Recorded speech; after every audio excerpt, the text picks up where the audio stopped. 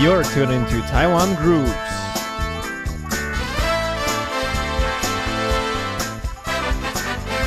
Let's explore the local music scene.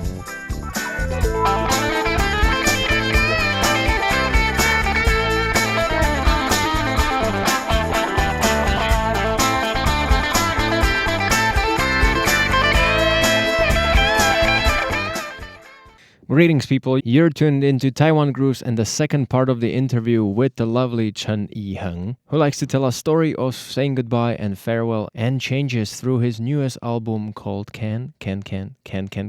And if you're wondering where this name of the album comes from, that must mean that you did not listen to the first episode, so I highly suggest you go check it out and you'll understand his works better. Besides that, in the first episode, we also explored and slightly mentioned his background and his different opinions on how it was to work on his EP and publishing his first album. Now, who is Yi-heng? He's an R&B, pop, and folk musician from Taipei. Traveling between Taipei, Tokyo, Sanchong, and Tainan could be the reason why his music features the rhythm of urban blues, of city sentiment, and the tranquil melodies of folk music. So there you have it in a nutshell, his combination of influences that shaped his music and who he is today. But having something in a nutshell does not cut it and does not bring justice to the whole story. And that's why we're going to continue with the interview part 2. But before that, let's sit back and enjoy my favorite track from the album, titled Oh, I Thought That We Cared.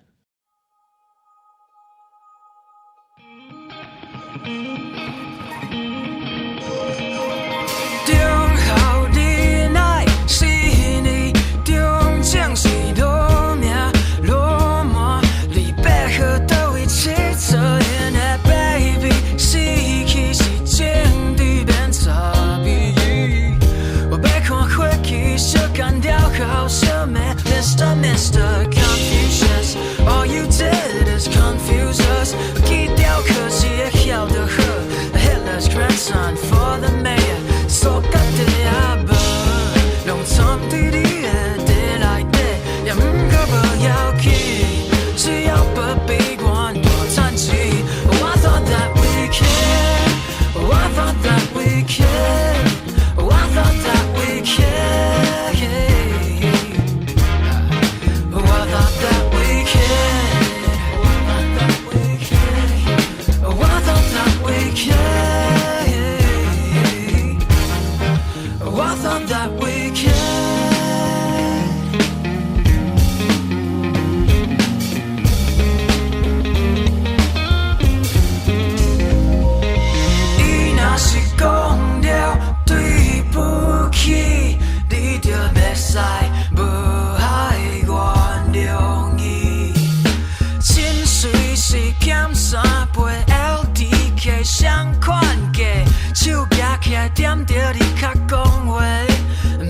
Mr.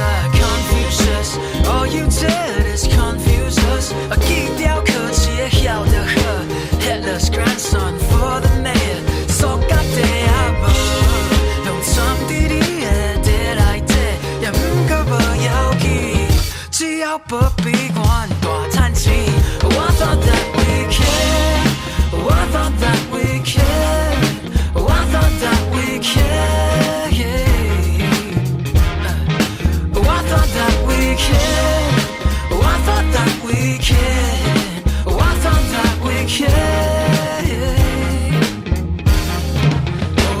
that we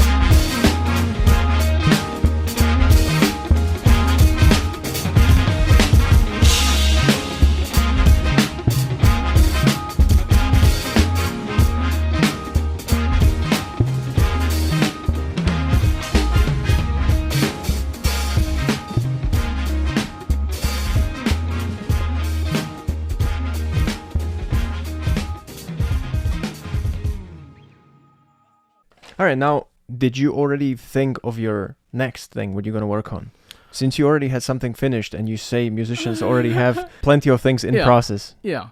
Songs are not hard. Songs are hard, but comparing to having an idea for our next album, I think the idea is the hardest part. Because 罐头塔 cancan was I think for myself it's like one of a lifetime thought for me, like okay, this is actually a really cool very cool thing, because it's only unique. You only see it in Taiwan, and it's about goodbyes. It's about a lot of people write about goodbyes and farewells, but I'm writing Taiwanese, and I want a really Taiwanese theme or a special kind of stuff that represents our culture. So 罐头塔 was like, I found a nugget of gold in my thoughts. Yeah. So for the next album, I haven't found a nugget yet.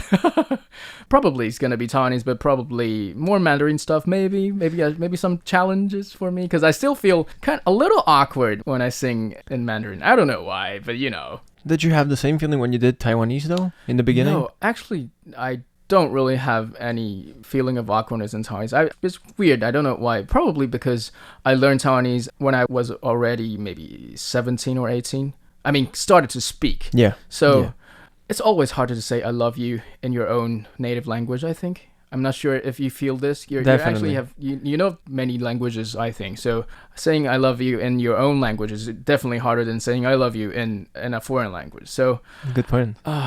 But Taiwanese is a weird thing for me. It should be my first language, but I learned it as like a second language or third language. I learned English after Mandarin and then Taiwanese. But this thing is always around me, because Taiwanese is always around me when I was a kid, but I never used it.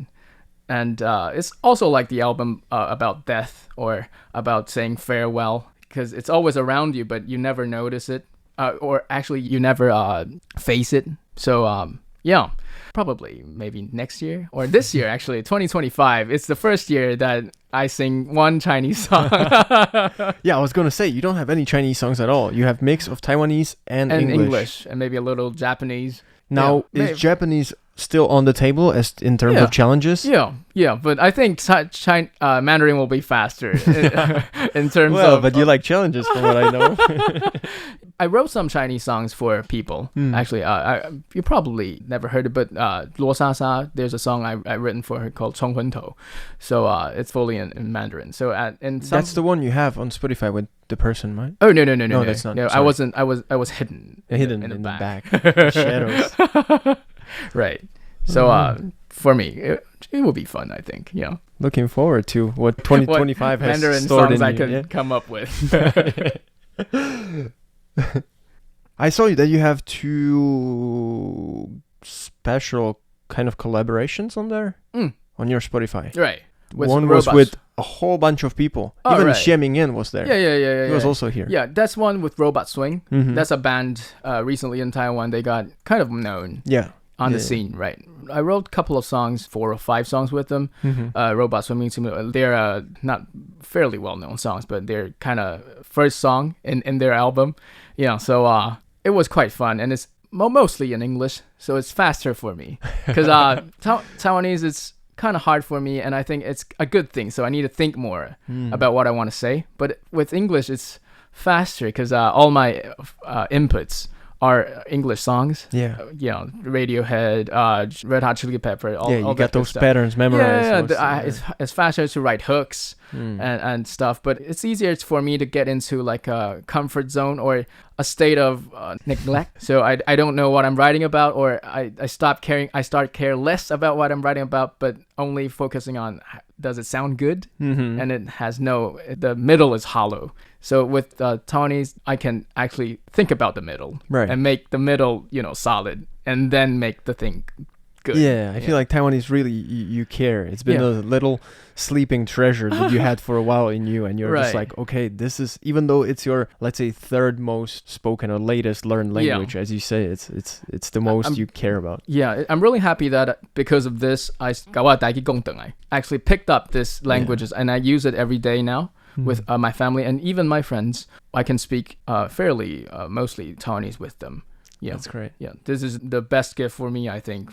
Aside from making an album and music with Taiwanese, it's actually I can use it in my day-to-day life. Yeah. Yeah, you're the savior just I'm among saving a couple myself. of people.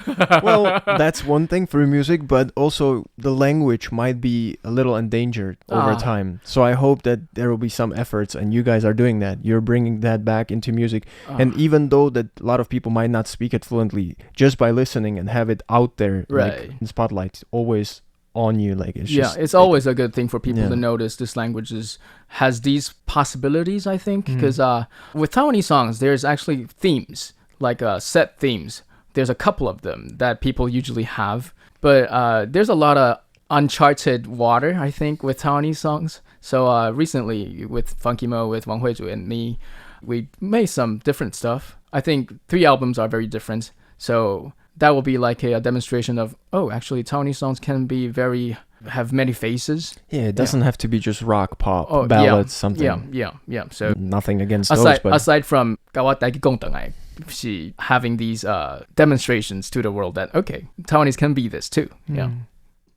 Robot Swing. I met the bassist. Henzi, yes. And they said they're now busy, but I hope that they'll come to the studio so I can interview them. That'll be Right. great. Right. You You're should. like a nice guy. Their English quite good actually, but Good. I really want to listen to them in English because we never did that way. So it will be fun to listen Do you speak Taiwanese or Chinese with them? Chinese. Okay.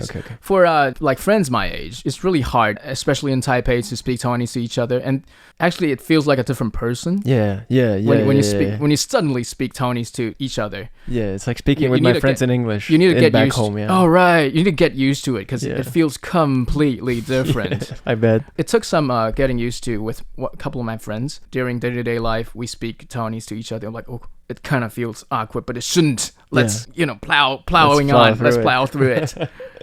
That's the one time I saw it in Kaohsiung when I was there, and I saw Right. like the same age, around like 27 or something back then. They spoke to each other Taiwanese, young people, and I was just like, wow, this is the first time I hear this, because I know people can speak Taiwanese when they need to, right? They pull it out somewhere, they understand, they get by. Yeah. But I never seen like a fluent conversation of 2 young people just speaking and I was like, why do you speak Taiwanese? And they're just like, oh, we didn't even realize. And I was like, wow, that's great. That should be the norm. I mean, that should be 2 dudes speaking Taiwanese. But, Right, but for us, it's like, wow, unicorns. Unicorn, Taiwanese unicorn. But not everybody is as lucky to have it, from when you're young and growing up immersed in Taiwanese by your grandpa, grandma, or parents.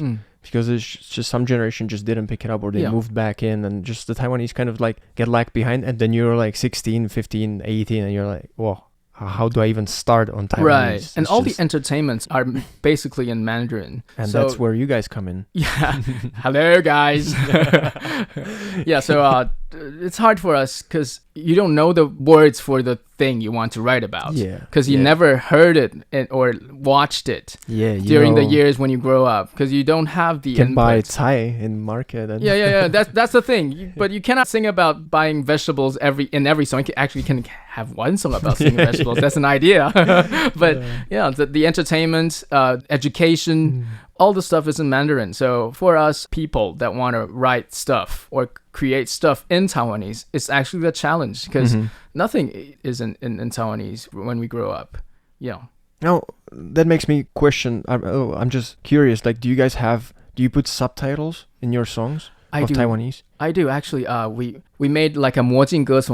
Do you know the lyric site in Taiwan called 魔镜歌词? 魔镜. So Yeah. you know, and it got took down this year. People didn't know why people are freaking out.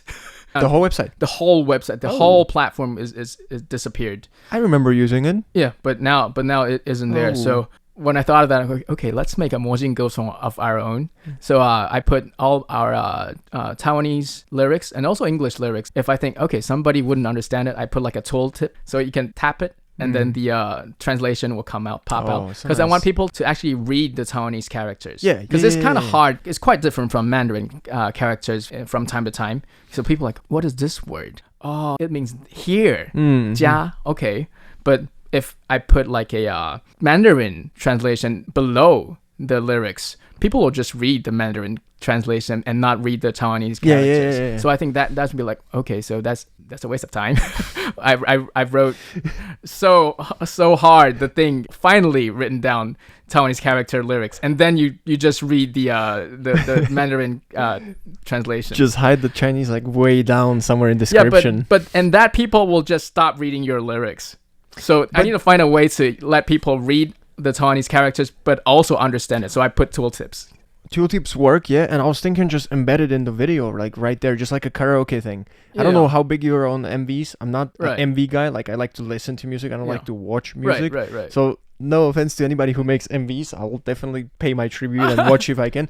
But it would be a nice way just to have like a little karaoke thing, like just the lyrics go as you sing. Yeah. Even though it kind of messes up the video of the. Yeah. It blocks something, but it would be right there. I know. But that comes back to the point that people wouldn't understand the Taiwanese character. Right. Even if I put like popping up subtitles, I need to put a little bit of a footnote. Right, because it's not the same exactly as it is in Chinese. Right. Like, even though you haven't have the pronunciation. Okay, now I understand. Yeah, so that's why I put tooltips of Taiwanese characters and then Mandarin.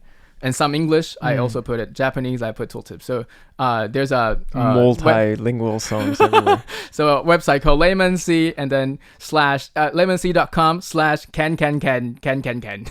All right, and you can find the lyrics. Thanks. We'll put it up on the website, and whoever wants to perfect their 4 languages just can come visit check it this out. and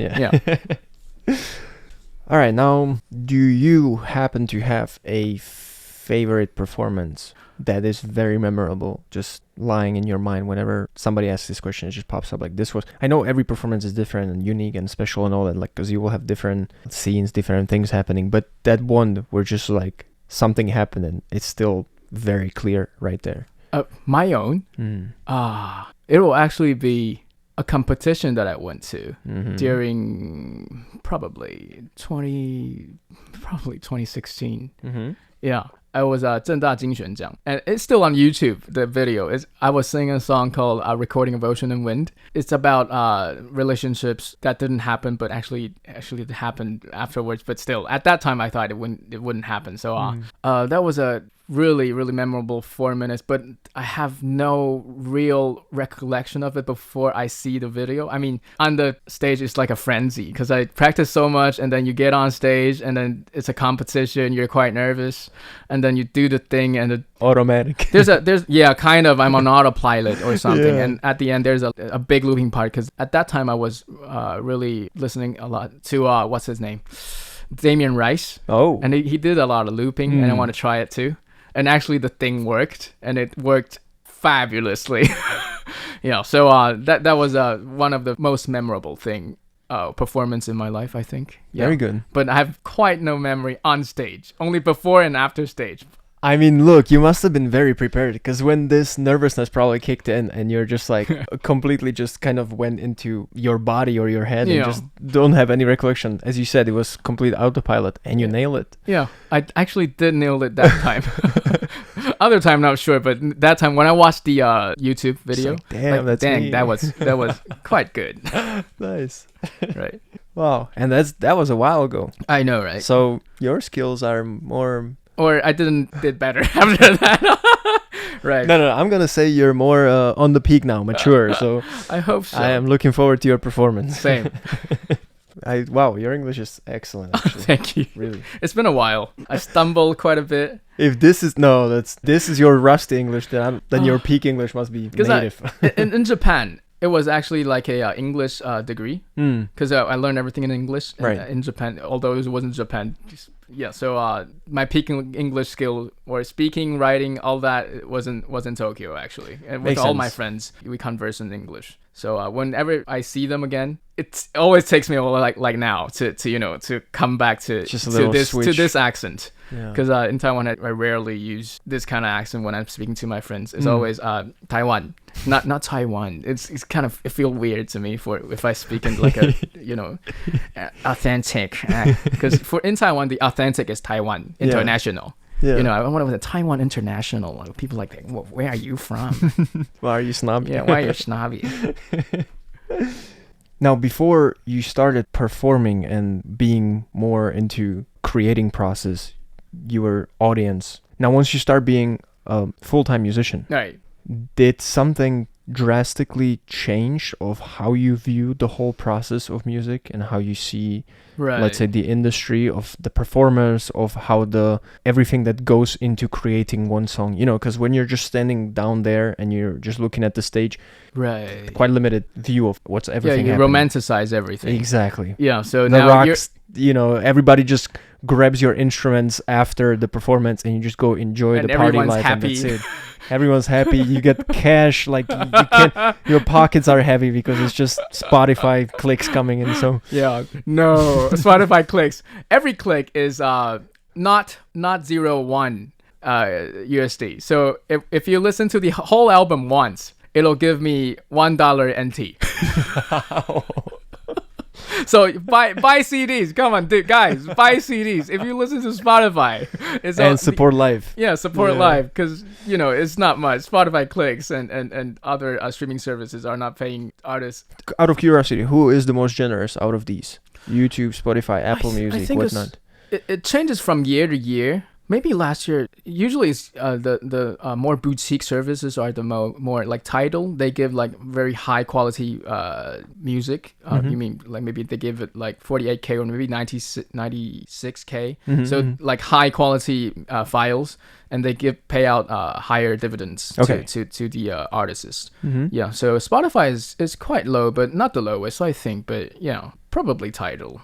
Yeah, but then it makes sense to also go on Spotify, because if you wouldn't and try to just have everybody flock to these things, then so it's more a lot of people would not find your music. That's perhaps completely correct. Yeah, so when I got into the industry, when I was making the EP, I was like, wow, everything was so tightly. It's actually a industry. It's not something like everybody get together in a room and people are happy.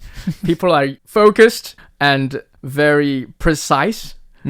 In the music industry scene. So times money. Yeah, exactly. Makes sense there. 1 hour is 1,500, 2,000 NT. Don't waste time in there. So unless you're very wealthy, you need to just get in there, do business. And people's time is valuable. Yes. So the understanding or the feeling of music actually did change. And when I'm watching, performances, I think that's the time that I stop. Doesn't change that much for me. For me, I'm not a live engineer, so I don't need to really analyze everything that's going on. If I got a lot of friends that are PAs, PA 大哥, or they do live performance engineers, and in their minds, they must be doing calculations or analyzing.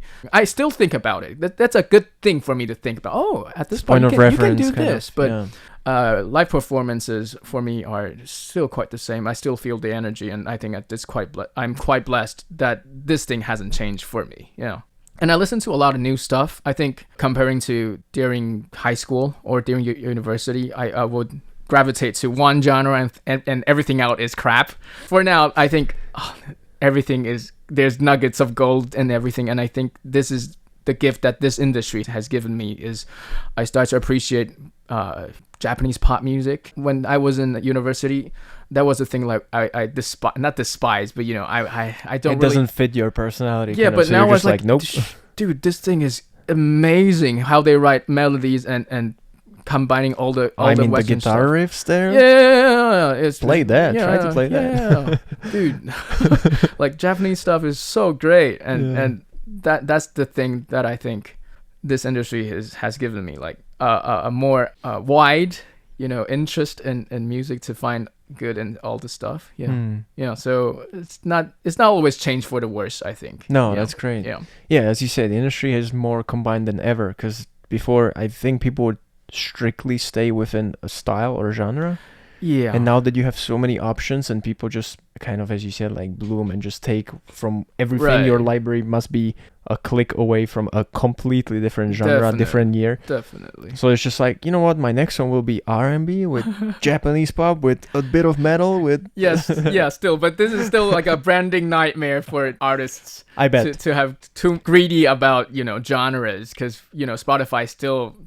separates people into, or separates artists into different genres. But so if you have different genres in one album, it's kind of hard for them to promote your stuff, and also for yourself to promote it. But it's all right. That's a good point. This is the marketing side of the thing. When you're making music, it should be free. You should not think about it. Right, but then if you want to be like, hey, I'm gonna listen to Taiwanese R&B playlist or funk playlist, and you know you're there, you have one funk song and one R&B song, and the rest is not, and the people will be like, what? I want more. Let's get yeah. You know, so this is the marketing side. No, of the good, thing. very very good point. Yeah. All right, very last question.